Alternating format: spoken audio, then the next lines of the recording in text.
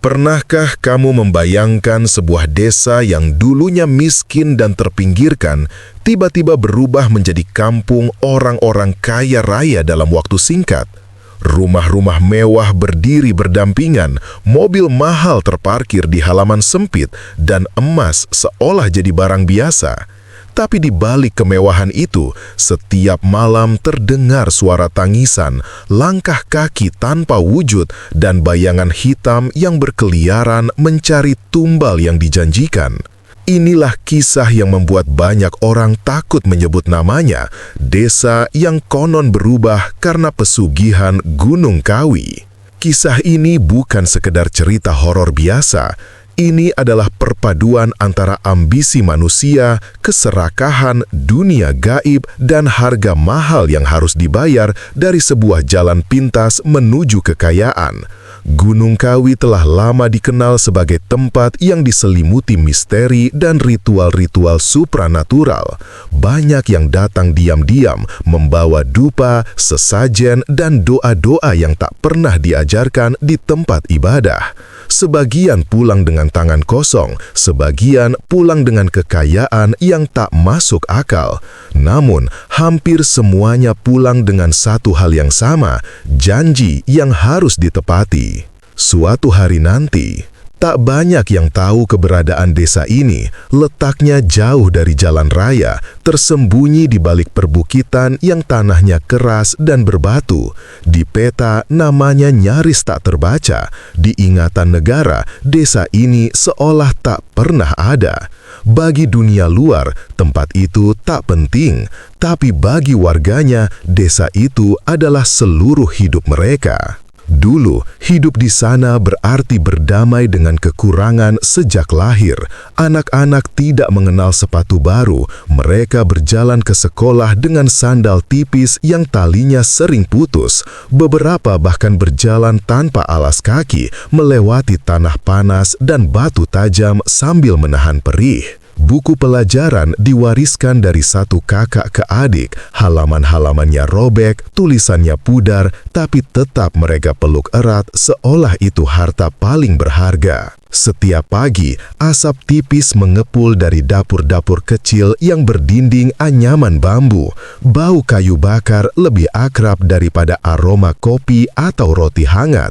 Ibu-ibu memasak nasi dengan perhitungan, bukan soal selera, tapi soal bertahan hidup. Kadang, nasi dicampur jagung, singkong, bahkan kulit singkong yang sudah dikikis tipis. Lauk seringkali hanya garam, sambal teri yang dibagi 3, atau sayur daun singkong yang direbus tanpa bumbu. Para lelaki pergi ke sawah bukan dengan harapan, tapi dengan kewajiban. Mereka tahu tanah itu tak lagi ramah. Retakan panjang di pematang sawah seperti luka lama yang tak bisa sembuh. Setiap musim kemarau datang, tanah mengeras seperti bata. Mereka menggenggam cangkul bukan karena yakin akan panen, tapi karena tak tahu harus melakukan apa lagi. Dan yang paling menyakitkan adalah saat hujan yang dinanti tak juga datang. Langit biru bersih menjadi musuh. Tak ada awan, tak ada tanda-tanda belas kasihan. Warga hanya bisa menengadah, berharap langit berbaik hati, tapi yang datang hanya panas yang menyiksa. Tangisan pelan sering terdengar di malam hari, bukan tangisan bayi, tapi tangisan orang dewasa yang berusaha ditahan. Para ibu yang memeluk anak-anak mereka erat, takut anaknya tak bisa sekolah lebih tinggi. Para ayah yang menatap gelapnya langit-langit rumah, bertanya dalam hati, apakah hidup akan selalu seperti ini? Anak-anak desa tumbuh dengan 2 pilihan pahit, tetap tinggal dan melanjutkan kemiskinan, atau merantau ke kota tanpa jaminan apapun. Banyak yang berangkat dengan tas kecil, sandal jepit, dan doa ibu yang gemetar. Tak sedikit yang tak pernah kembali. Ada yang sukses, tapi lebih banyak yang hilang kabar. Bukan karena tidak ingin pulang, tapi karena tak punya apa-apa untuk dibanggakan. Utang mulai menjadi sahabat sehari-hari. Rentenir datang seperti tamu tetap. Senyum mereka licin, suaranya lembut, tapi bunga pinjaman mencekik. Banyak rumah yang kehilangan ladang kecilnya, banyak kebun yang berpindah tangan. Harga diri dijual perlahan, lembar demi lembar. Hingga akhirnya rasa lelah itu berubah menjadi keputusasaan. Pada suatu malam yang anginnya terasa lebih dingin dari biasanya, beberapa lelaki duduk melingkar di sebuah rumah kayu tua di ujung desa. Lampu minyak bergoyang pelan, bayang-bayang mereka menari di dinding bambu. Tak ada suara keras, semua bicara dengan nada hampir berbisik. Topik yang mereka bicarakan bukan lagi soal pupuk, bukan lagi soal hujan, bukan lagi soal harga gabah. Mereka membicarakan sesuatu yang selama ini hanya berani diucapkan dalam hati. Pesugihan. Bukan karena mereka ingin kaya, tapi karena mereka ingin hidup. Mereka ingin anak-anak mereka makan tanpa harus menunggu belas kasihan. Mereka ingin istri mereka tidak lagi menangis diam-diam di dapur. Mereka ingin bisa menegakkan punggung tanpa rasa malu. Malam itu tak ada tawa, tak ada harapan yang indah. Yang ada hanya hati yang sudah terlalu lama patah. Dan dari sanalah segalanya dimulai. Langit malam itu tampak lebih gelap dari biasanya. Bukan karena awan, tapi seolah cahaya sengaja ditarik dari dunia. Tak ada bulan, tak ada bintang, hanya hitam pekat yang menggantung di atas kepala mereka. Truk tua berderit pelan saat melewati jalan tanah yang berlubang-lubang. 5 lelaki itu duduk terdiam di bak belakang, saling berdempetan, tapi terasa sangat jauh satu sama lain. Tak ada yang berani berbicara, bukan karena tak ingin, tapi karena takut kata-kata mereka terdengar oleh sesuatu yang mungkin sedang mengintai. Di hati masing-masing terjadi perang yang tak terlihat. Ada yang diam-diam menyesal ikut. Ada yang menggenggam jari jemarinya sendiri karena gemetar. Ada yang menunduk sepanjang perjalanan, menghafal nama anak dan istrinya dalam hati, seolah itu doa terakhir. Sesampainya di kaki Gunung Kawi, udara berubah. Dingin bukan sekadar dingin biasa. Ia menusuk sampai ke tulang, seolah ada tangan tak terlihat yang meraba tengkuk mereka satu persatu. Kabut turun perlahan, melingkari kaki, lalu naik ke dada, membuat napas terasa berat. Langkah pertama mereka di tanah itu terasa ganjil. Tanahnya lembab, tapi bukan seperti tanah biasa. Lebih dingin, lebih basah, seperti napas sesuatu yang tak terlihat. Mereka dipandu oleh seorang pria tua. Wajahnya sulit dilihat jelas, matanya yang paling mengerikan. Tatapannya kosong, tapi terasa seperti menembus dada. Ia tak banyak bicara, hanya berjalan pelan, seolah tahu bahwa mereka tak akan berani mundur. Setiap langkah terasa seperti melewati batas yang tak boleh disentuh manusia biasa. Pepohonan tampak membungkuk, akar-akar keluar dari tanah seperti jari-jari raksasa. Tak ada suara hewan, tak ada jangkrik, hanya suara langkah dan detak jantung mereka sendiri. Di sebuah tempat yang tidak pernah dicatat di peta, mereka berhenti. Tanah di sana tampak lebih gelap, seolah tak pernah terkena cahaya. Lilin dinyalakan, tangannya gemetar saat menyulut api. Angin seakan sengaja membuat nyala api menari-nari, memanjangkan bayangan mereka hingga tampak bukan lagi manusia. Asap dupa mulai membumbung, baunya pekat, menusuk, membuat kepala sedikit pusing. Bau yang aneh, antara harum dan busuk, seperti bunga bercampur tanah kuburan. Mereka diminta duduk melingkar. Satu persatu, mereka diminta menyebutkan hidup mereka dengan jujur, bukan tentang keinginan, tapi tentang luka, tentang utang yang menumpuk, tentang anak yang hampir putus sekolah, tentang istri yang sering diam menahan tangis, tentang mimpi yang sudah lama mereka kubur. Air mata jatuh. Bukan tangis keras, tapi tangis laki-laki yang kalah. Bahu mereka bergetar, suara tercekat saat menyebut nama anak mereka. Lalu, suara itu datang, bukan dari arah manapun, seolah muncul dari dalam kepala mereka sendiri. Syaratnya disampaikan bukan dalam bentuk ancaman, tapi janji hitam. Apapun yang kalian minta akan dikabulkan, tapi kelak kalian akan menyerahkan sesuatu yang bahkan lebih kalian cintai. Tak ada yang bertanya apa itu, karena jauh di dalam hati mereka sudah tahu jawabannya. Tapi mereka terlalu lemah untuk menolak.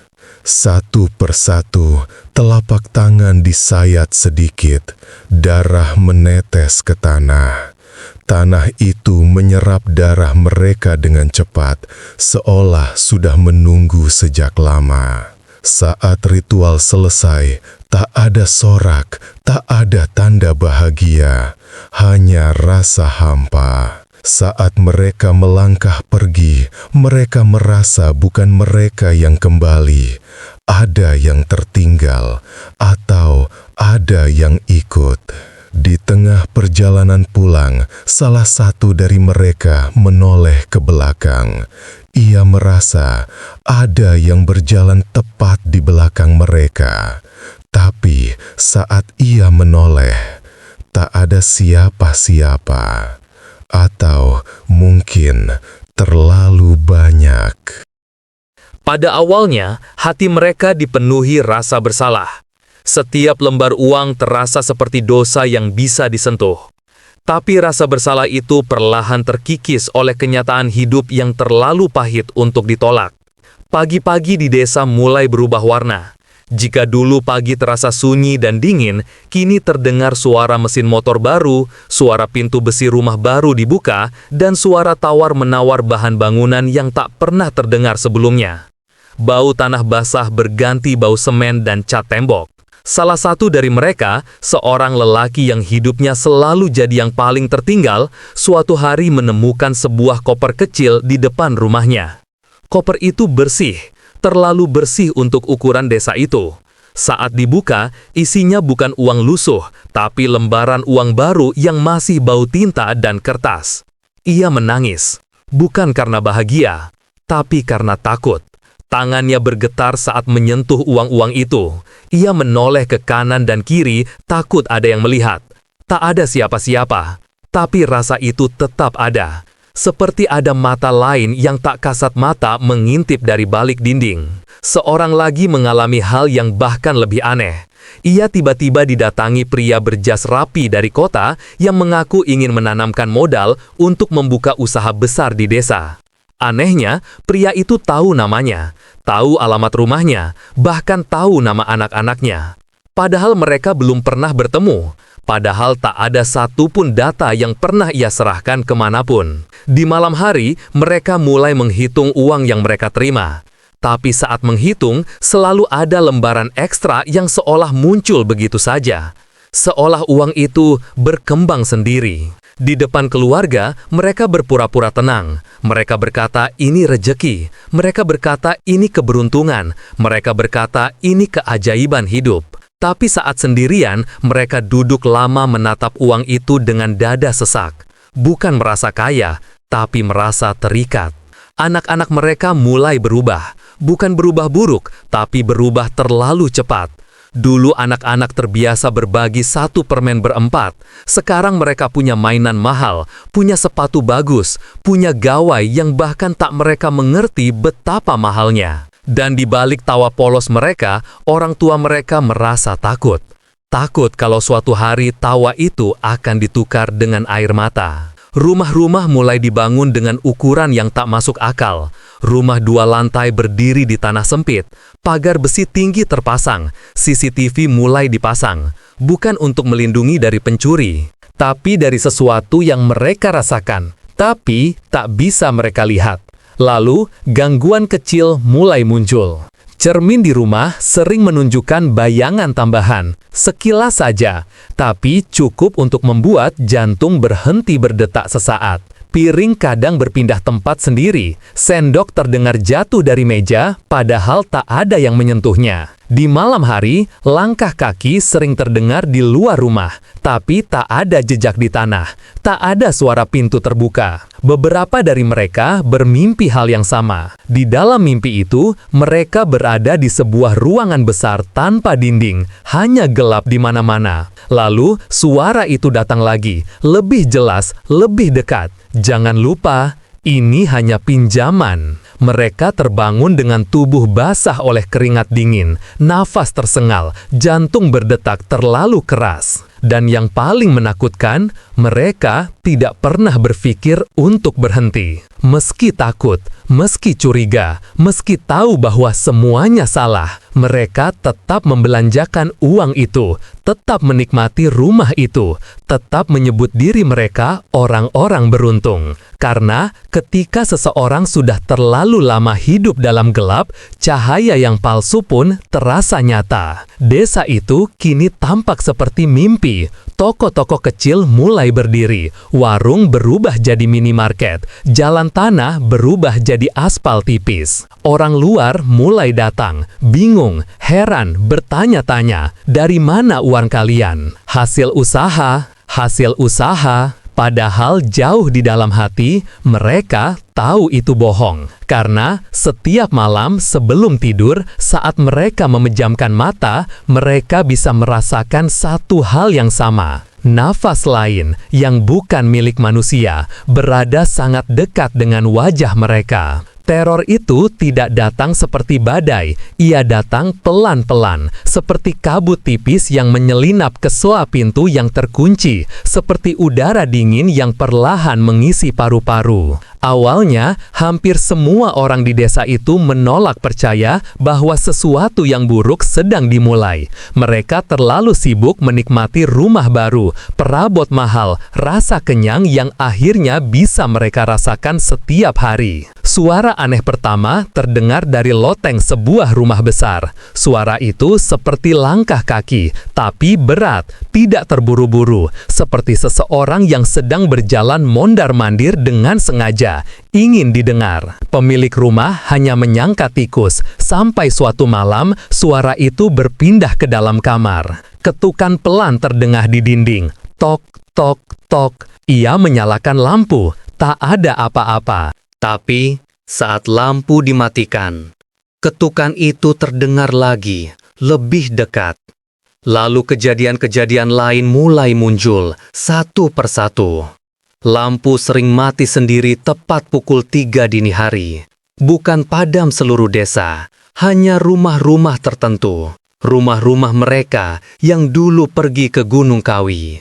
Cermin-cermin rumah mulai menunjukkan bayangan yang tak seharusnya ada. Saat seseorang bercermin sendirian, di belakangnya seperti ada bayangan lain yang berdiri sangat dekat, menempel di punggungnya. Beberapa ibu mulai mendengar suara anak kecil menangis dari dapur di tengah malam. Saat mereka bangun dan menuju dapur, tak ada siapa-siapa. Tapi, bau amis dan dingin terasa nyata.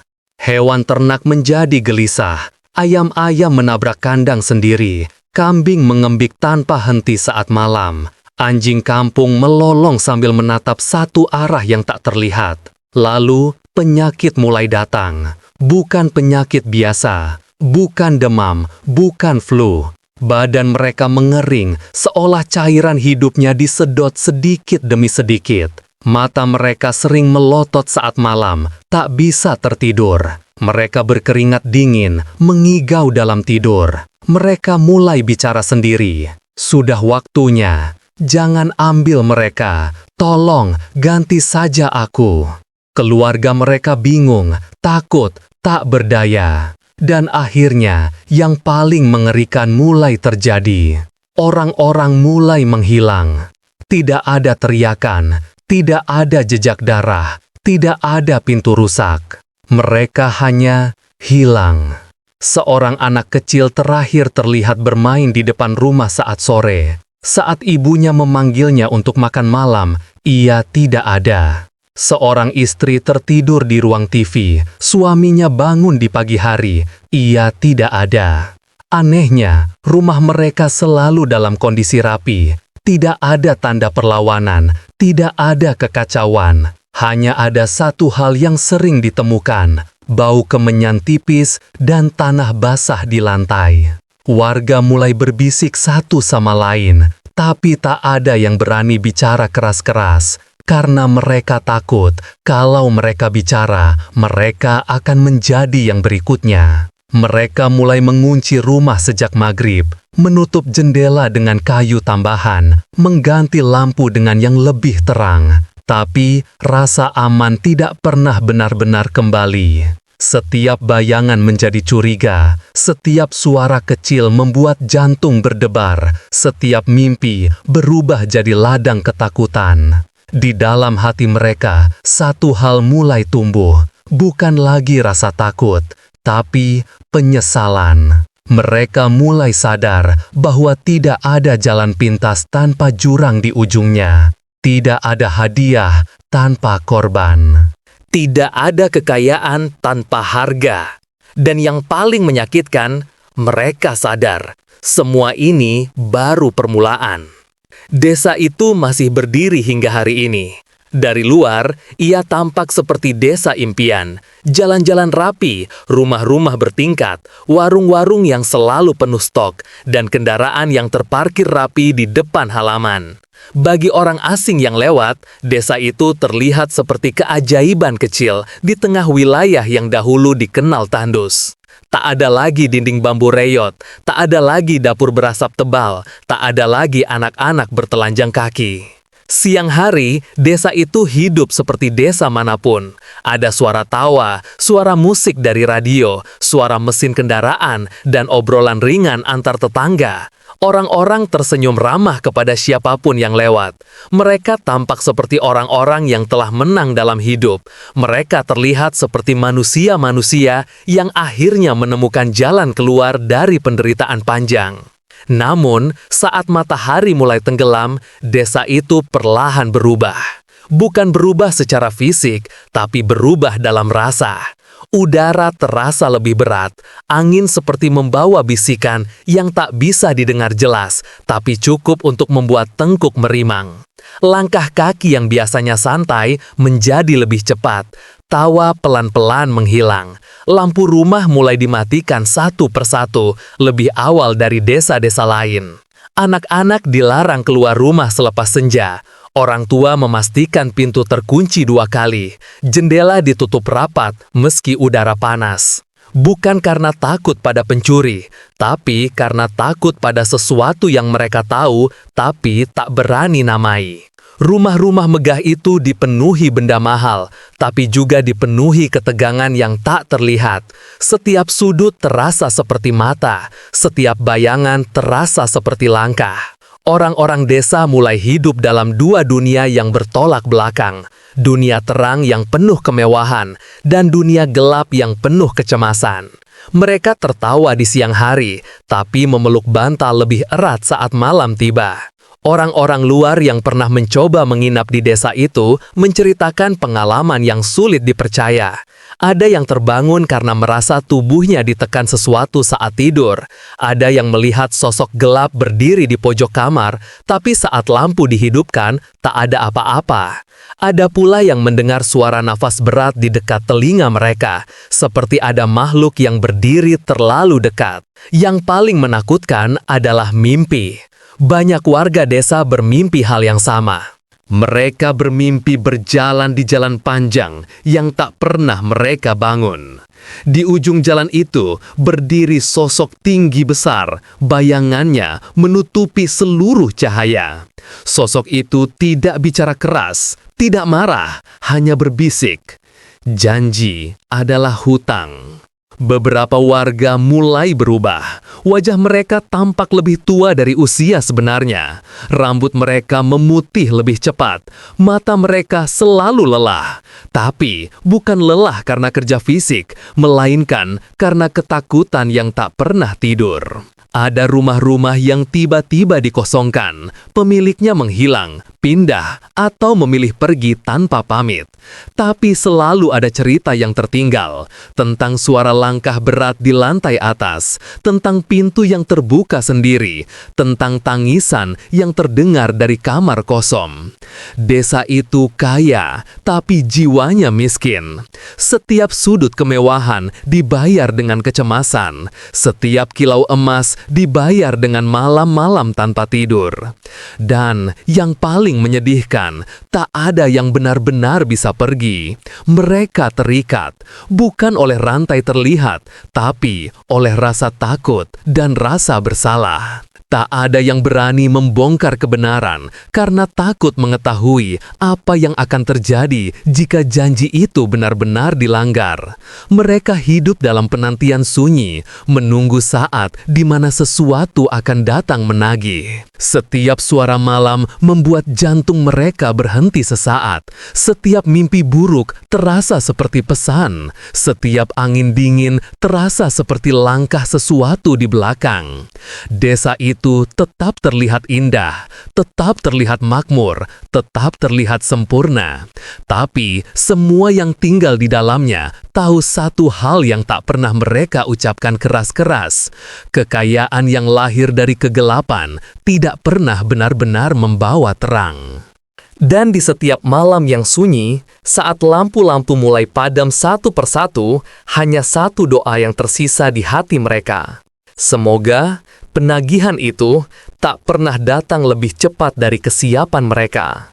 Tidak semua kutukan datang dalam bentuk teriakan, sebagian dalam bentuk warisan. Tahun-tahun berlalu, warga desa itu mulai menua, rambut mereka memutih, punggung mereka membungkuk, napas mereka semakin pendek, tapi rasa bersalah tidak pernah benar-benar pergi. Rumah-rumah megah itu diwariskan kepada anak-anak mereka. Tanah luas diserahkan ke tangan generasi yang tidak pernah tahu bagaimana semua itu bermula. Anak-anak itu tumbuh dalam rumah yang hangat, dalam kamar yang nyaman, dengan makanan yang selalu cukup. Mereka tidak pernah tidur dalam perut kosong. Mereka tidak pernah tahu bagaimana rasanya menangis kelaparan. Dan justru karena itulah, mereka menjadi bagian dari harga yang harus dibayar. Beberapa anak mulai mengalami mimpi aneh sejak kecil. Mereka sering terbangun tengah malam, menangis tanpa tahu sebab. Mereka menunjuk sudut kamar sambil berkata, ada orang tinggi yang berdiri di sana. Orang tua mereka hanya menenangkan, mengira itu hanya mimpi anak kecil. Padahal mereka tahu itu bukan mimpi. Anak-anak itu mulai mengalami gangguan yang tak bisa dijelaskan. Saat bercermin, mereka merasa bayangannya sedikit terlambat bergerak. Saat sendirian, mereka merasa ada yang memanggil nama mereka dengan suara yang tidak berasal dari manapun. Yang paling menyakitkan bagi para orang tua adalah ini. Mereka menyadari bahwa mereka telah menyeret anak-anak mereka ke dalam sesuatu yang harusnya hanya mereka tanggung sendiri. Penyesalan itu menyiksa. Ada ayah yang memandangi anaknya saat tidur lalu menangis tanpa suara. Ada ibu yang memeluk anaknya terlalu lama karena takut suatu hari pelukan itu adalah yang terakhir. Beberapa dari mereka mencoba melawan, pergi ke tokoh agama, datang ke orang pintar, membaca doa-doa setiap malam, menggantung ayat-ayat suci di dinding. Tapi rasa itu tetap ada, seperti bayangan yang tak bisa diusir dengan cahaya. Lalu, pertama kalinya generasi baru mulai diambil. Seorang remaja pulang dari sekolah, tapi tak pernah sampai rumah. Seorang anak kecil menghilang saat sedang tidur di kamar. Seorang gadis mendadak jatuh sakit dan terus mengigau dalam bahasa yang tak pernah ia pelajari. Wajah-wajah orang tua di desa itu berubah. Mereka tak lagi hanya takut, mereka hancur. Karena kini mereka tahu, yang dibayar bukan hanya mereka, tapi darah mereka. Desa itu tetap tampak kaya, tetap mewah, tetap rapi, tapi luka batin di dalamnya semakin dalam. Tak ada pesta, tak ada perayaan, tak ada kebanggaan. Hanya ada penantian sunyi. Dan setiap malam, saat angin berembus melewati celah jendela, selalu ada satu pertanyaan yang berulang di kepala mereka. Seandainya dulu kami memilih bertahan dalam kemiskinan, apakah anak-anak kami masih bisa tidur dengan tenang? Cerita ini mengajarkan kita satu hal. Jalan pintas menuju kekayaan seringkali menyimpan harga yang jauh lebih mahal dari yang bisa kita bayangkan. Tidak semua yang berkilau itu emas, dan tidak semua keberuntungan datang tanpa konsekuensi. Jika kamu menyukai kisah-kisah misteri seperti ini, jangan lupa tekan tombol like, subscribe, dan nyalakan lonceng notifikasi. Tulis di komentar, kamu berani atau tidak mengunjungi desa seperti ini. Karena terkadang, teror tidak selalu datang dari luar, tapi dari keinginan manusia itu sendiri.